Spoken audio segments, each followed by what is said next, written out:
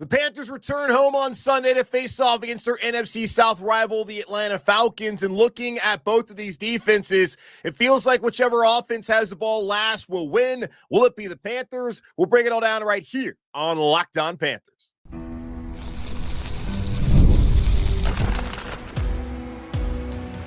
You are Locked On Panthers, your daily Carolina Panthers podcast. Part of the Locked On Podcast Network, your team every day.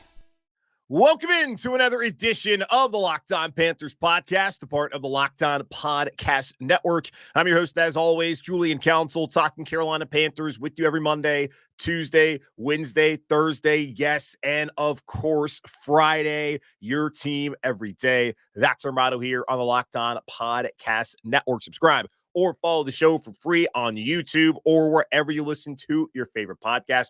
And be sure to follow me, Julian Council, on Twitter at Julian Council, where on Wednesdays throughout the entirety of the regular season, I'm right here answering your weekly Wednesday mailbag questions. All you got to do is either at me or DM me following the game on Sunday up until about Tuesday afternoon, and I'll answer your weekly Wednesday mailbag questions right here on Locked On Panthers. Today's episode of Locked On Panthers is brought to you by FanDuel. Place your first $5 bet, and you'll get started with $200 in bonus bets guaranteed. Visit FanDuel.com to get started today. The Panthers sitting at 1-4. Welcome to Falcons at home on Sunday, and if you look at the rest of the NFC South heading into this week 6. The Saints, they lost on Monday night on the road against Kansas City. They lost Derek Carr for at least the next couple weeks, as Spencer Rattler, the rookie out of South Carolina, will make his debut on Sunday against the Buccaneers. And if somehow Rattler is able to get it done and the Saints beat the Bucs and then the Panthers beat the Falcons, the Panthers will be 2-4. The Bucs will be 3-3. The Falcons will be 3-3, and the Saints will be 3-3. So through 6 weeks, Carolina Panthers would be one game out of first place. And I know that we have this new concept here on Locked On, where it's the hangout or whatever the hell it is, where we have a bunch of people from the AFC get together, AFC get together. And I know there's a video that was posted up here the other day saying how, and also on the podcast feed, how the Panthers were in the worst position to climb out of their 1-4 hole. Well, if the Panthers win on Sunday and get some help from the Saints, they're one game out of the division and hosting a home playoff game through 6 weeks. I understand there would still be 11 more weeks left to go, and there's going to be harder games down the road. But 6 weeks in, based off of how poorly this defense has played and even the struggles that we saw offensively the first 2 weeks, and then last week felt a lot like the first 2 weeks, if they can be able to bounce back and win at home, get some help from, I suppose, their friends down in New Orleans, but not really. They are only one game out of first place. Now, that is a very positive spin to the reality here in Carolina, but that also could be the reality come Sunday and Monday when we talk about this. So, yeah, not a great spot, but they're not too far away from potentially being one game out of first place, y'all. So let's talk about it here on the show, how they can get to being one game out of first place, getting their job done on Sunday at home against the hated Falcons. It's Friday. It's my keys to victory. 3 keys for the Panthers to win this game this week. And last week, they honestly did the keys I needed to do. I needed the linebacker to step up. I thought that Trevin Wallace played really well. I thought Clyde Sherrills was quieter, but according to PFF, he played well. Needed Chuba Hubbard to keep doing his thing. He ran the ball well, just didn't get it enough touches, and we need to see more of that. So they did 2 of the 3 things I asked them to do. Did not get pressure on Caleb Williams. This week, the first thing I'm looking at is they got to convert on third down. I know a lot of people, we just talked about it, are very concerned about the lack of touches Chuba Hubbard got last week, 13 carries for 97 yards, including a 38-yard touchdown run to opening up the scoring on Sunday on the road in Chicago. And that was the only scoring we'd see from the Carolina Panthers really that day, aside from the Eddie Pinheiro field goal later on in the game. But the way to get Chuba Hubbard more carries, like we saw in week 3 and in week 4, is to actually be able to stay on the field by converting on third down. They could not do it, Bryce Young. They were horrible this first 2 weeks, and they were in the basement of the NFL. Since Andy Dalton took over, the Panthers are converting 39.47% of their third downs, which would be 16th in the NFL, right there, smack dab in the middle of the league. Last week, though, Dave Canales goes back, looks at the tape, and has certain factors that he believes helps teams win and lose games. He looked at the Panthers. They were 0 for 7 on third and manageable last week in that game. If you're not converting those third and manageables, which I believe are probably 3rd and 4 and shorter, then you're not going to be able to stay on the field, obviously. But you're also probably not going to win that football game. And as Dave talked about on Monday, that led to the Panthers not being able to get to some of the menu of items that they got to offensively in the previous weeks, which I imagine is handing the ball to Chuba Hubbard, which they could not do, which they probably should have done more, even with the inability to stay on the field and convert those third downs.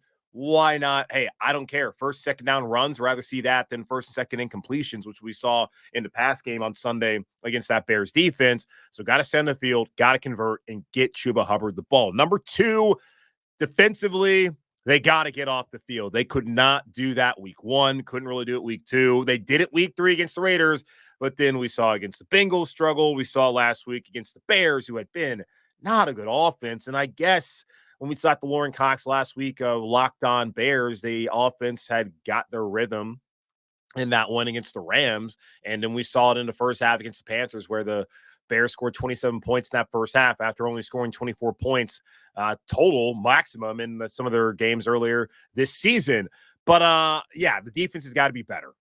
46.88% of opponents are converting their third downs. That's 29th in the NFL for the Panthers defense. They're last in red zone defense, allowing a touchdown in 87.5% of their drives. Opponents are scoring on 50.9% of their drives against the Panthers defense. Whether that's a touchdown or a field goal, they are scoring. The only defense that's been worse is the Atlanta Falcons defense, which are allowing 52.1% of the drives end up in opponent scores. So the Panthers have not been good in the red zone, have not been good on third down, and they just have not gotten off the field. And this is a Falcons offense that has really been cooking lately. The Saints game was wild. The Bucs game was somehow even wilder. And Kirk Cousins threw for 509 yards. And they're going to try to run the football also with Bijan Robinson. You can guarantee that on Sunday. The Panthers got to get, man, I feel like 1-2 stops. Like, seriously, one stop may be enough. And we did see a game not too long ago on that Monday night between the Washington Commanders and the Cincinnati Bengals, where there was not a single punt in that game. And this game could feel like that based off of how these defenses have failed to get off the field. So really, it may take just that one stop, probably more based off of the Panthers' red zone touchdown percentage they're allowing at 87.5%. So getting 2 stops, forcing the Falcons to field goals, you'll take that. If you're going to give up a point, if you're going to give up points, obviously you'll give up a field goal over a touchdown. One true stop, maybe another win being only allowing a field goal, and that may be enough for Carolina against this Falcons defense on Sunday, and of course against that offense as well. And then the final thing, they got to limit turnovers. And this is something that the Panthers really struggled at last year, where they just got killed when it came to opponents' points off turnovers. So far this season, the Panthers offense is ending their drives and turnovers 13.6% of the time. That's the 6th most in the NFL. Opponents have scored 44 points off of turnovers versus the Panthers 6. The Panthers have not scored a touchdown off of a turnover. Got a field goal against the Raiders, got another field goal against the Bengals in a critical point in time where we saw the Xavier Lee get dropped. And had he not dropped it, I don't know if the Panthers end up scoring a touchdown, but that certainly hurt their ability to come back and to be able to win that game and to get even closer against the Bengals a couple Sundays back. So only 6 points off of turnovers where your opponents are scoring 44. And it's no coincidence that the one game an opponent for the Panthers did not get points off turnovers is the Panthers' lone win of the season a couple weeks ago in Las Vegas against the Raiders. The Saints week 1 had 13 points off turnovers. The Chargers in week 2 had 7. The Bengals also had 7. And going back to the Panthers settling for 3, we talked about it after that game. That was a key part of the game. Randy Dalton, he gets his hand hit by Trey Hendrickson. That ends up being an interception. That ends up being cashed in for a touchdown. Where the Panthers, they get an interception off of a bad Joe Burrow throw, and they can only get 3 points. That's a big difference in the game for Carolina a couple weeks ago. So That one is very costly. The Bears had 17 points last week, and Dave Canales likes to also count turnover on downs. That would be 24 points then last week against Chicago, but looking truly at the turnovers, 44 points off turnovers for their opponents, 6 for Carolina. Got to win the turnover battle, but not just that. Got to find a way to cash it in for a touchdown. And if they do turn it over, cannot allow Atlanta to get 7 points out of it like they've allowed in the previous weeks against their opponents, not named the Las Vegas Raiders. So those are my keys to victory. Got to convert on third down, be able to stay on the field, get Chuba Hubbard the ball more. Got to get off the field on defense, especially just find a way to win in the red zone, allow only a field goal, no touchdowns, and then got to limit turnovers. Panthers opponents are killing them. Like last year on points off turnovers, this defense has got to step up in every conceivable way to find a way to get a win against a red-hot Falcons offense here on Sunday at 425 Bank of America Stadium. Looking at the injury report, who's going to play, who may make their season debut. We'll talk all about that here in just a moment on Locked On Panthers. With Robinhood Gold, you don't need a silver spoon to eat up financial favors of the 1%. Robinhood Gold allows others to get the rates and perks usually reserved for the high society. Now, the resourceful individual Robinhood Gold can earn the very liberal rate of 4.5% APY on uninvested cash, receive unlimited 1% deposit bonuses, and be rewarded with a handsome 3% retirement boost on an IRA account. Robinhood Gold provides the privileges of a high net worth for any net worth. These generous benefits are now available for only $5 a month. The new gold standard is here at Robinhood Gold. Sign up at Robinhood.com/gold. Terms apply. For product-specific disclosures, visit Robinhood.com/gold. Investing involves risk. Rate may change. Gold membership is offered by Robinhood Gold, LLC. You can now win up to 100 times your money on Prize Picks with as little as 4 correct picks. Prize Picks is the best way to get action on sports in over 30 states, including California, Florida, Georgia, Texas, and of course, the old North State here in North Carolina. Sign up today and get $50 instantly when you play $5. You don't even need to win to receive the $50 bonus.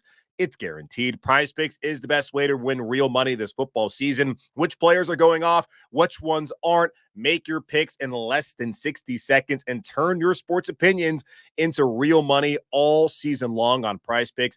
Download the app today and use code LOCKEDONNFL to get $50 instantly after you play your first $5 lineup. That's code LOCKEDONNFL to get $50 instantly after you play your first $5 lineup. Prize Picks, run your game.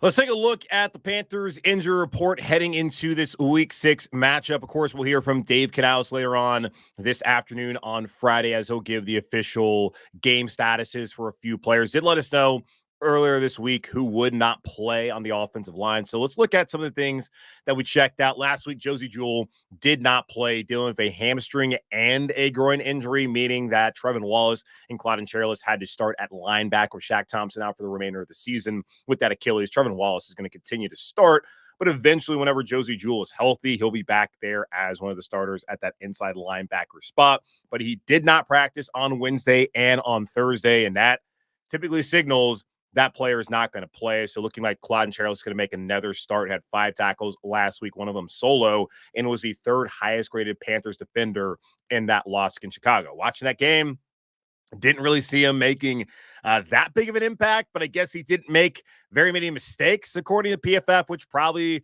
led to him having that high grade. Would love to see him all over the field more than he was last week, as again, like Wallace had 15 tackles. The next closest player was Xavier Woods with 7. I want to see your other linebacker being able to clean some things up there. So Claudin Charles getting another opportunity, likely to start on Sunday with Josey Jewell, probably out with that hamstring and groin. Taylor Moton did not practice on Wednesday and Thursday. That's not a surprise, as we found out earlier this week from Dave Canales on Monday that Moton would not play, meaning that his 104 start streak and 120 straight games played dating all the way back to the 2018 season, I think even 2017 maybe, that is now over, which is unfortunate. And it's not – I felt like eventually this was going to happen just based off of the amount of times it was constantly brought up as Iron Man streak. And please, no, don't let anything happen to JJ Jansen, because we can't have that streak going away. But either way, like Taylor Moton, it's unfortunate it happens. I think the Panthers potentially are in a better spot than they were last year, but we'll talk more about that later on, whether they actually truly are going to be able to hold up on the offensive line. But Josh Nijman, he came in at right tackle last week. He's expected to be the starter again at right tackle. He's going to be the starter this week, rather, at right tackle, in the absence of Taylor Moton, who's dealing with a triceps injury, not one where he tore it, but one that's going to keep him out this week, and he'll be evaluated week to week. Jadeveon Clowney, he also did not practice these past 2 days. Not practice on Wednesday, which I told Aaron Freeman of Locked On Falcons on the crossover yesterday that that's not a surprise, as he has not practiced on a Wednesday all season long. He's typically used that as a rest day. But this time, it actually was truly an injury, as he's dealing with that shoulder injury that he suffered at the beginning. I think maybe it was the beginning of the third quarter or late. I think it was the beginning of the third quarter. No, it was late in the second quarter where he got hurt. Either way, got hurt on Sunday and was not able to return. He's got a shoulder injury, did not practice on Wednesday, also did not practice on Thursday. He did say when the media spoke to him earlier this week that he felt like he would be fine come Sunday, and going to try to take his word for it right now. But typically the trend is if you don't practice throughout the week, and maybe he'll practice on Friday, then you're probably not going to play. But he said earlier the week that he felt like he'd be fine, and we'll find out on Sunday, which is still a couple days away, whether that truly is going to be the case. Either way, probably expect to see Marquis Haynes activated. Canales was asked about this earlier this week, whether Shaq Lawson could help him out. And he did mention that Marquis Haynes actually has been here longer, by longer, like 3 days longer. He came in like last Friday to the practice squad, and he's somebody who's also already been in this defense before, worked with Vajero Rivero. Now, it was limited. We saw last year as he dealt with that back injury, but he's somebody who the Panthers would go to before they brought in Shaq Lawson. I think he's going to be activated, and probably would have been activated whether Clowney was hurt or not. So we'll see how that plays out. So if Clowney plays, I think Haynes is going to be activated. If Clowney doesn't play, then certainly Haynes is going to be activated, and possibly they give Shaq Lawson an opportunity. We'll see. Tommy Tremble, he did not practice on Wednesday and Thursday, still going through the concussion protocol. But the good news is Ian Thomas, and I know I say good news in Ian Thomas, and people are being like, whoa, it is, because JT Sanders, he has struggled so far, but he's a rookie, and I think he's a guy who would have actually sat back and learned more from Tommy Tremble and Ian Thomas, had those guys not been banged up throughout the entirety of training camp and now the regular season. But, you draft him for a reason. The guy's got to play, and he's got to improve, and I think he will throughout the course of his time in Carolina. But so far, it's been kind of a rocky start. Either way, Ian Thomas, full participant with that calf injury that's really plagued him since dating back to August. He full participant on Wednesday, then limited on Thursday, but feels like he's likely going to be back on Sunday. And then the Panthers released Stephon Sullivan from the practice squad on Thursday. So JT Sanders and Felipe Franks are the only other active tight ends on the roster. Ian Thomas looks like he'll play, and it looks like it'll be JT Sanders and then Felipe Franks as the three tight ends on Sunday. A couple other things. Xavier Legette also suffered a shoulder injury in that loss in Chicago. He was a full participant on Wednesday and Thursday, so that's all trending well. Deontay Johnson, he's down with an ankle. He was limited both days. He's probably going to play as well. And then Dane Jackson, much like Ian Thomas, full participant on a Wednesday with the hamstring he's been dealing with, and then limited on Thursday, thinking he's probably going to make his season debut on Sunday. And I would expect that Mike Jackson would still be the starter, and then Dane Jackson will rotate in. And then they'll figure out who's going to be the guy moving forward. Probably just going to be a rotation basis there on the outside with those two players. And then A'Shawn Robinson, dealing with an ankle, was limited on Wednesday, did not practice on Thursday, which is concerning, as he's probably been the Panthers' best defensive lineman so far this season. Shaq Tuttle actually came in last week after missing the last 2 weeks with a foot injury, and he ended up being the highest graded Panther according to PFF in that game, which is a departure from everything we had seen from Shaq Tuttle. So good to see him bounce back strong in that game. The Panthers did sign Deshaun Williams from the practice squad to the active roster earlier this week. Jaden Peavy, who had been on the active roster, was waived, but then signed to the practice squad. Possibility that either him or TJ Smith would get elevated from the practice squad for Sunday if the A'Shawn Robinson indeed is going to miss. So we'll find out again later here on Friday once Dave Canales speaks to the media what his game status will be. And then looking at the center spot, as Austin Corbett done for the rest of the season with that biceps tear, looks like that Brady Christensen's going to be the starter on Sunday. There are other options on the roster, and that other option I'm looking at is Andrew Rame, who unfortunately is still in concussion protocol. So Christensen in line to start on Sunday. We'll see as time goes by whether Rain gets an opportunity to step in there and be the starting center, as he is an undrafted free agent rookie out of Oklahoma who impressed enough to the point where he's made this roster and he's stuck around and possibly could be that answer at center long term. Would love to see that will work out. We will see over the course of the next couple of weeks how things play out there at center. So that's a look at the injury report heading into this weekend. Again, later on Friday, Dave Canales, Panthers head coach, will give the game statuses for all these players and who's good to go and who is questionable and all of that. There are two questions I have heading into this week 6 matchup. How will the offensive line hold up, and will any of the edge rusher additions pay dividends for the Panthers this Sunday and moving forward? We'll talk about that here in just a moment on Locked On Panthers. Hey, NFL fans, you can start the season with a big return on FanDuel, America's #1 sportsbook. So when you get a hunch in the middle of the game, you can check out the latest stats, view live play-by-play, and so much more on the same page where you place your bets. And looking at the line on Sunday, the Panthers have stayed steady as 6.5-point home underdogs against the Atlanta Falcons. They are plus 220 money line. Then looking at the over-under, earlier this week, it was at 47.5. It's staying down at 46.5. And honestly, man, I just don't really feel like that's going to be the case.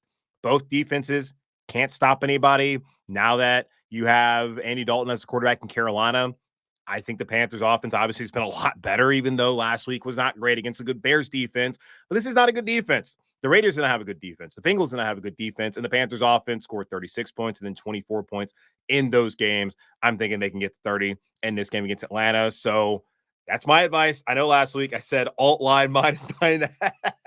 It did not work out. Don't forget, man, I did tell y'all to bet on UConn to win a national championship. So if you listen to me, you probably won money. Maybe not that much money, but still, either way, you'll get started with $200 in bonus bets guaranteed when you place your first $5 bet. That's FanDuel.com, America's #1 sportsbook.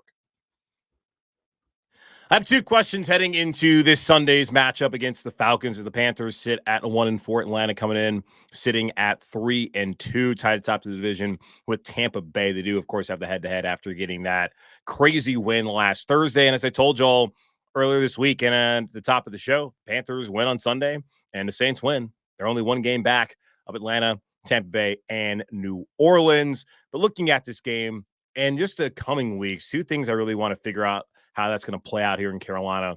Number one, will the offensive line actually hold up? I have been pretty confident in the ability of this offensive line depth-wise to not have the kind of disaster that we saw last year where, yes, 7 different left guards, 8 different right guards. We've all heard it before, and I've said it plenty of times, probably a nauseating amount of times, which I'm sure it upset somebody.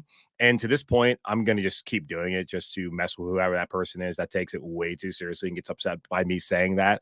But it was bad last year. We can never forget how bad it was, and I don't think we ever will forget how bad it was. And even go back to 2021, the Panthers had 13 different starting offensive line combinations. And even if that was a year where you had Dennis Daly and John Miller and Pat Elflein, like obviously that was not going to be a good offensive line, but they never had a chance because they were not healthy. This offensive line has had a chance because they have some really talented players, their first 5. But now, at least for this week, maybe next week, we're going to see whether they can hold up as Brady Christensen comes in to be the starting center, and then you bring in Josh Diamond as your starting right tackle. We've even seen earlier this season when Damian Lewis missed a game that Chandler Zavala came in. He actually came in against the Raiders and played well, and came in against the Bengals and also played well in that game. So we've already seen one player come in and there not be a drop-off.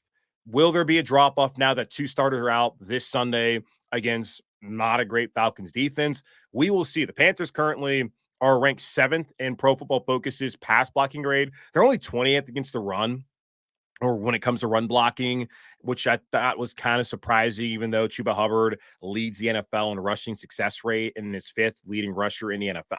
I don't get it, but we know they can run the ball. And we also know they have been able to protect the quarterback so far this season. The only issue they've had is picking up blitzes. We saw it week 1 against New Orleans. We saw it last week as well against the Bears. They got to get better in scheming up a way to be able to have better protections. And that's going to be something, too, to look at as new center, new communicator on the offense, along with Andy Dalton. You got to have to be able to get that communication right, get the protections right, to be able to keep things that we saw last week from happening moving forward. But Taylor Moton, looking at it, according to PFF, he's the team's top pass blocker with a 79.2 grade. Austin Corbett is only ranked 7th on the team at 66.8. Damian Lewis actually is the worst of the offensive linemen, but that's not even a number that's that bad. Like mid-60s, you'll take that, especially what you've seen in the past year, PFF grade-wise in Carolina. The backups, though, who are going to be stepping in. Josh Nijman, who's stepping in for Taylor Moton, only 24 pass blocking snaps so far this season. He has a 44.7 grade. So 79.2 dropping off to a 44.7 and a small sample size, but still not encouraging. Brady Christensen only played 15 pass blocking snaps so far this season, has a 43.2. So going from Austin Corbett, 66.8 to 43.2. Again, a massive drop-off. And go back to 2022. The best offensive lineman on that Panthers roster, where they went to be a downhill team that leaned on that run game, leaned on some play action with Sam Darnold, bearded Darnold, who played great. And by the way, Sam's got the beard again. So maybe that's why he's playing so well. He did look like himself again against that Jets team on Sunday, though, in London. We'll just blame it to being overseas. Either way, we saw that a couple years ago, Moton, Corbett, those are the best 2 offensive linemen. And this year, those are still 2 of your best offensive linemen. And now that you're subbing them out for guys that pass blocking grades are significantly worse and well below league average. And that could be a concern heading into this game against Atlanta and then moving forward. And funny thing is, too, looking at Chandler Zavala, because there are options. Say Christensen does not play well there at center. Damian Lewis has played center before, so he could potentially slide over to that center spot. Now, they did pay him to play left guard, so maybe Andrew Rame, whenever he's out of concussion protocol, gets a chance to play center. But if they do decide to move Damian Lewis over to center, Zavala, in his limited sample size of pass blocking snaps, 48 of them, he's tied with Moton with a 79.2 grade in terms of pass blocking. So if it's to the point where Christensen's really struggling, because we know that center spot, it's going to be someone different for the rest of the year as Austin Corbett's out. Right tackle, eventually Moton will come back, and you'll be fine there at right tackle. But this week, you're going to have to worry about both. Moving forward, you're going to have to certainly worry about center, because I think right tackle will be fine once Moton's back. So if there was a struggle from Brady Christensen, does Damian Lewis move over to center? Does Zavala step in there at left guard, where he played well on the road against Las Vegas in that second half, and then throughout the entirety of that game against Cincinnati? We'll see. And that's been a really positive development that he's been able to play better this year and develop, where last year he really struggled when called upon far too early in his career. And that was a common theme with that entire draft class. Bryce Young played too early. Mingo played too early. Zavala played too early. And what do you know? They all played terribly last season. At least one of them so far, that being Chandler Zavala, has benefited from the coaching change and from further development, has played well when he's been called upon this season. So I still feel like with Nijman, with Christensen and Zavala, this Panthers offensive line is in a much better spot than it was last year in terms of depth. But it's pretty razor thin right now, and there are some serious questions whether Nijman and Christensen can hold up in pass pro as much as Taylor Moton and Austin Corbett did. Likely there's going to be a drop-off. Just how big will that drop-off be, and how much will that impact the Panthers offense starting on Sunday in this game against the Falcons? Other question I have, will one of the new edge rushers be able to pay dividends for the Panthers? The Panthers added Marquis Haynes a week ago to the practice squad. I had someone ask me on Twitter at Julian Council heading into that game against the Bears, would Haynes play an impact? And I was like, no, he just got here. And I think it's for a future weeks where he can potentially be an impact player. And I think this week would be the week. Shaq Lawson, he also signed earlier this week. Last year, Haynes was somebody who the Panthers were really hoping a lot from. And we sat here and we had the conversations that we kind of had this year as well, but less so about who would be that edge rusher opposite of the named player. Last year, it was Brian Burns. This year, it was Jadeveon Clowney. And the only reason we had that conversation was because DJ Woonem was on PUP and still is on PUP. And there was also the injury to Amari Barno. So a lot of questions just based off of injuries, where last year the questions were just based off of, do you believe in Marquis Haynes to hold up there the whole season, or do the Panthers need to bring somebody else in? And Yetur Gross-Matos, he was still around. It was a new scheme. There were questions of whether he would fit in this 3-4 scheme that Ejiro Vera was trying to run, where things previously under Phil Snow had been more multiple, and they had even fronts as well that kind of figured to work better with his body type and his athleticism than a 3-4, where he actually did play pretty well last year in that 3-4 defense. But still, Panthers signed Justin Houston, and he rewarded them with a half a sack, and that was it. Then asked out and went on to other team later on that season. Marquis Haynes, though, we really never got to see him. He only played in 7 games last year. He was dealing with a back injury that cost him the first 8 games, only recorded 1 sack, had 16 tackles. Last time we saw him, he was getting carted off in his hometown of Jacksonville with a concussion. He missed that final Week 18 game against Tampa Bay. He did come in for a workout earlier this year, did not get signed. Now he's here in Carolina, and I'm expecting, whether Clowney plays or not, that he'll be elevated from the practice squad to play on Sunday, and probably in due time will be on the active roster, especially depending upon when Barno and when Woonham are able to come back here in Carolina. Now, Shaq Lawson doesn't feel like this is the week for him. Maybe next week, maybe some of the coming weeks. He played in 16 games last year in Buffalo, starting 1, had only 1 sack and 13 tackles. So 2 guys who are older prospects. I think they're just both under the age of 30, but they're guys who aren't coming off of really stellar seasons. At least Shaq Lawson was healthy last year, but he's 30 right now. And then let's see, Marquis Haynes, how old is he? I think he's probably 30, actually, because considering how long he's been in the league. Yeah, they're both 30, and Haynes will turn 31 in December. 2 guys who just didn't really provide that much for their teams. One of them based off of just injury, and the other one based off of probably just the role that they wanted him to play in Buffalo, but also kind of like his talent level at this point in time, his career. So I would hope for more from Haynes because he's been here, and I do truly think that he's more of just like a 5-6 sack guy, but he wasn't healthy enough to be that last year. This year now he's healthy. He's coming in 4 or 5 weeks into the season. We'll see if he can provide something on Sunday. So those are 2 questions I have heading into this week's matchup, and just curious moving forward how the offensive line holds up here in Carolina with the injuries to Moton and to Corbett, and then how the new edge rushers are able to factor in. Will they pay dividends at all, or will it continue to be the worst edge rushing group in the NFL? We will find out on Sunday, and we'll find out sooner down the road. That's going to wrap up this edition of the Locked On Panthers podcast, part of Locked On Podcast Network, hosted by yours truly, Julian Council. Again, y'all subscribe, follow the show free on YouTube or wherever you listen to your favorite podcast. And be sure to follow me, Julian Council, on Twitter at Julian Council, where on Wednesday I'll be back answering your weekly Wednesday mailbag questions. All you got to do is either at me or DM me on Twitter, following the game all the way up to about 5 o'clock on Tuesday afternoon. That is Eastern time. And I'll answer your weekly Wednesday mailbag questions here on the show for Wednesday. But in the meantime, be safe, be happy, be whole. As always, keep pounding. And I'll talk to y'all on Sunday evening, probably around like 8 o'clock after the Panthers' hopeful win against this bad Atlanta Falcons defense.